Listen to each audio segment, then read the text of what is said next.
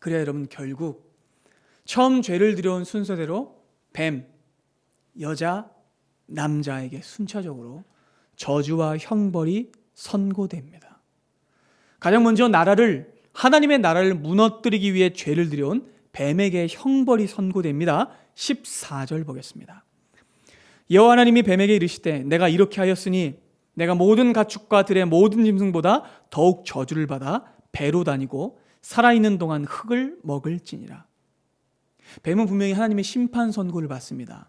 그런데 여러분 놀라운 점은 공적인 영역의 형벌로만 끝나지 않는다는 겁니다. 더 큰 의미의 형벌과 더 큰 의미의 말씀이 이어집니다.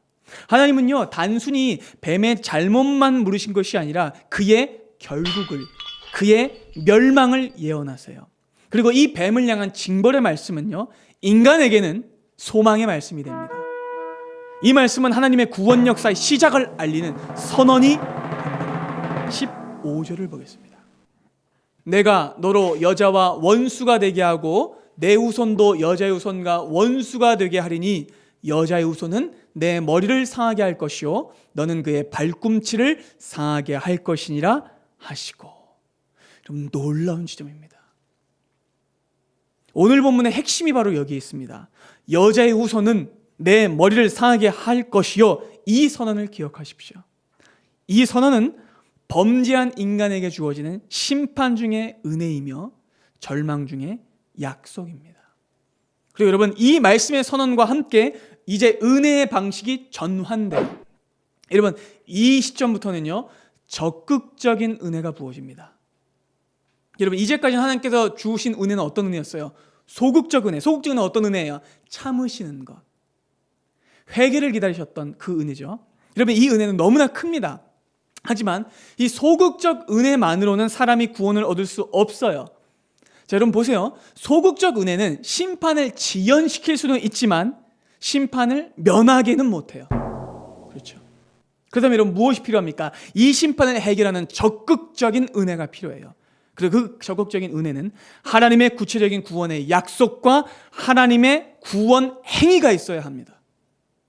그래서 여러분 하나님께서 약속하시죠. 무엇을요? 비록 뱀이 사람을 꿰어 죽음을 가져오고 하나님의 나라를 망가뜨렸지만 한 사람이 올 것이다. 한 사람이 올 것인데 그가 어떻게 와요? 여자의 후손으로 와서 사단의 머리를 박살내고 모든 그의 권세와 제약을 무찌를 것이며 온 창조 세계를 회복할 것이라고 말씀하십니다. 그리고 이 약속은 오늘 본문뿐만 아니라 성경 전체를 관통하는 원복음이 됩니다. 하나님의 적극적인 은혜가 선포되는 바로 이 순간부터 또 구도도 바뀌어요. 그럼 보세요. 지금까지의 구도는요, 뱀이 사람하고 편을 먹고 누구를 대적해요? 하나님을 대적했어요. 그렇죠? 근데 여러분 이 순간부터 구도가 바뀝니다. 하나님이 사람을 붙드시고 뱀을 함께 무찌르세요. 깨달으십니까, 여러분? 저 악한 뱀 사단은 사람을 꼬드겨 하나님을 거역하게 하고 함께 하나님을 반역했지만 하나님은 그 사람을 다시 회복시키셔서 다시 자기의 자녀로 돌이키시고 하나님의 나라를 회복하시겠다고 말씀하십니다. 그리고 그것을 누구를 통해서요? 여자의 후손을 통해서. 누구십니까? 예수 그리스도이십니다. 아멘. 그래서 여러분 절망적인 저주와 형벌을 받았음에도 아담이 이렇게 외치는 거예요. 20절 보겠습니다. 아담이 그의 아내 이름을 하와라 불렀으니 그는 모든 산자의 어머니가 됨이더라. 여러분 제가 형벌에 대한 내용은 자세히 다루지 않는 이유가 있어요. 더 중요한 은혜를 다루기 위해서입니다. 여러분 아담은 분명 하나님께 형벌을 받았어요. 흙으로 돌아가야 하고 죽을 때까지 얼굴에 땀을 흘려와 먹고 살 수 있었어요. 하지만 그는 그 형벌에 집중하지 않고 하나님이 주신 약속에 집중합니다. 그래서 아내의 이름을 하와라고 불러요. 여러분 이제까지는요 사실 하와라는 이름이 지금까지는 안 나왔어요. 뭐라고 나온지 아세요? 여자라고만 나왔어요. 여자. 그래서 히브리 말로 뭐냐면 남자가 이시고 여자가 이샤예요. 노래도 있죠. 이시가 이샤에게. 들어보셨죠? 그러니까 남자와 여자 그냥 사람에 대한 남성형, 사람에 대한 여성형이었어요. 별다른 의미가 없었습니다. 그런데 아담이 하나님의 언약을, 이 약속을, 원복음을 받고 난 뒤에 그녀를 뭐라고 불러요? 하와라고 부릅니다. 하와라는 이름의 뜻이 뭐라고요? 모든 산자의 어머니입니다. 죽은 자의 어머니가 아니에요. 죽을 자의 어머니도 아닙니다. 산자의 어머니입니다. 아담이 무엇을 깨달았을까요? 하나님의 약속의 의미를 깨달았던 거예요. 아, 여자의 후손으로 메시아가 오시겠구나. 그래서 우리를 구원해 내시겠구나. 그래서 그는 하와의 이름을 지어서 산자의 어머니라고 부르게 되죠. 여러분, 그리고 난 뒤에야 그들이 쫓겨나요. 이 은혜가 깨달아지십니까? 약속을 주신 뒤에야 쫓아내신 하나님의 사랑이 그 은혜가 깨달아지십니까? 그리고 여러분, 하나님께서는요, 그 추방의 순간까지도 마지막까지 은혜를 베푸세요. 무엇을 지어 입히시죠? 가죽옷을 지어 입히시죠. 그리고 여러분, 이 가죽옷에도 어마어마한 의미가 담겨 있죠. 이 가죽옷 역시 장차 오실 메시아께서 죄인들을 위해 대신 죽으심으로 그들의 수치를 가려주시겠다는 뜻이 그 안에 담겨 있습니다. 여러분, 이것이 최초의 이야기입니다. 창세기의 첫 단락은 하나님께서 온 세상을 보시기에 좋도록 창조하시고 낙원이자 성전이자 하나님의 나라인 에덴에 사람을 두시는 장면을 보여주면서 시작합니다. 하지만 너무나 가슴 아프게도 그 인류에게 불순종을 통해 죽음이 찾아오고 사람이 그 죄 때문에 에덴에서 추방당한 장면으로 끝납니다. 그런데 여러분, 그 이야기는요, 다만 추방과 죽음으로 끝나지 않습니다. 죽음과 형벌로 끝나지 않습니다. 그들은 추방 속에도 은혜를 받았으며 심판 중에도 약속을 받았습니다. 여러분, 그들은요, 추방당하는 즉시 죽지도 않았어요. 그렇죠? 에덴에서 쫓겨나서 에덴의 입구로부터 멀어질수록 갑자기 심박이 쪼그라들고 호흡이 가빠지면서 길바닥에서 죽은 것도 아니었어요. 하나님의 은혜는 계속됩니다. 여러분, 이후의 성경의 내용을 보세요. 아담과 하와가 낙원에서 쫓겨난 이후에 뭐가 등장하는 줄 아세요? 족보가 등장해요. 이거 엄청난 의미입니다. 왜 또 족보야? 이상한 이름 또 나오네. 이러지 마세요. 여러분, 이 족보는요, 어마어마한 의미예요. 이 족보는 하나님께서 생명들을 이어가신다는 뜻입니다. 여러분, 창세기 5장 3절부터 계속되는 아담의 족보를 이제 볼 텐데, 반복되는 동사가 뭔지 여러분 한번 살펴보십시오.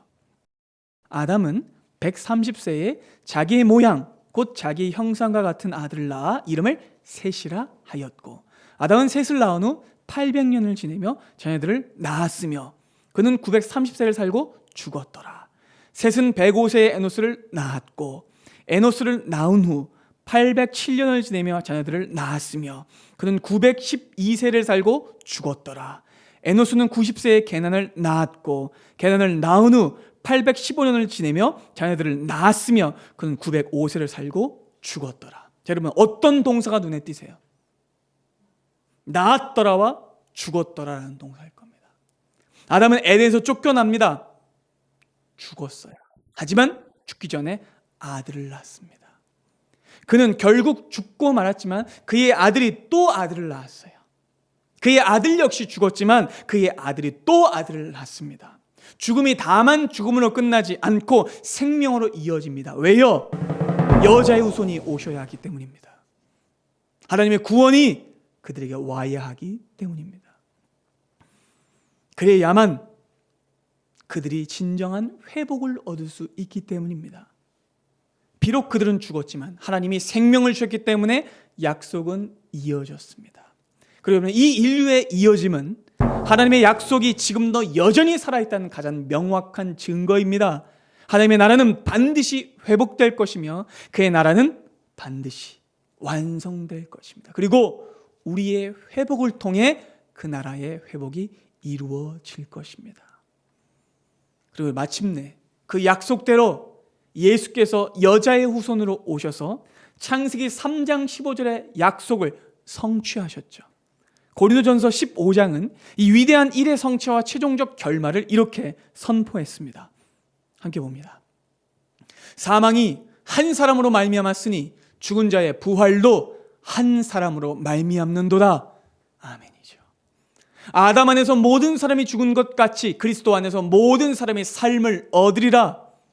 그러나 각각 자기 차례대로 되리니 먼저는 첫 열매인 그리스도요, 다음에는 그가 강림하실 때에 그리스도에게 속한 자요, 그 후에는 마지막이니 그가 모든 통치와 모든 권세와 능력을 멸하시고 나라를 아버지 하나님께 바칠 때라. 그가 모든 원수를 그 발 아래에 둘 때까지 반드시 왕노릇 하시리니 그가 뱀의 머리를 짓밟으시리니 맨 나중에 멸망받을 원수는 사망이니라. 아멘. 하나님의 약속대로 여자의 후손이 오사 뱀의 머리를 밟으시고 다시 왕이 되셨어요. 뱀은 그의 발꿈치를 잠깐 상하게 했어요. 예수께서 죽으셨었습니다. 그러나 예수께서는 다시 살아나셨어요. 그렇게 둘째 아담 되신 예수께서는 죽음의 입속으로 친히 들어가셔서 죽음을 죽이시고 모든 사람을 살려내셨습니다. 그리스도의 죽음은 진정한 부활을 위한 길이었습니다. 그렇게 하나님께서는 회복하세요. 교회를 통해 그 일을 해나가실 겁니다. 이제 우리는 계속해서 창조 세계 전체를 휘감고 있는 오염과 저주, 절망과 죽음을 하나님이 어떻게 빛으로 비추시고 회복해내시는지를 보게 될 거예요. 여러분, 그분은요, 혼돈을 질서로, 없음을 있음으로, 죽음을 생명으로, 저주를 축복으로 바꿔내시는 분이십니다. 그러니 여러분, 그분을 신뢰하십시오. 여러분들 삶의 주인이 오직 하나님만 되시게 하십시오. 오직 하나님만이 여러분들의 판단자가 되게 하시고 하나님만이 여러분들 삶의 기준이 되게 하십시오. 하나님의 형상의 회복은 바로 그 주권이 회복된 것부터 시작됩니다.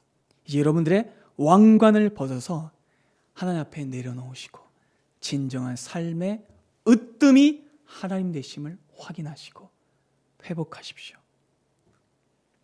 오직 하나님을 왕으로 고백하는 자만이 하나님의 나라로 회복될 것이며 오직 그리스도를 구주로 고백하는 자만이 그와 함께 낙원에 이를 것입니다.